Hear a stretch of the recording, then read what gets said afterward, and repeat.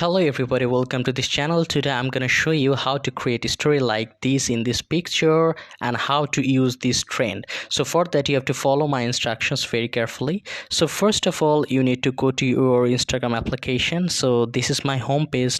Now you have to follow the profile of any particular friend or any other profile where that trend has been posted. So I'm gonna search for a friend where that trend has been posted. So I'm gonna go to their story, and here is the story. And if I just go to the story of that particular person who have posted this trend, and there will be a button add yours at the bottom part, just tap on it, and that's it. The template is ready to be used. I will just tap on the photo portion at the bottom left corner.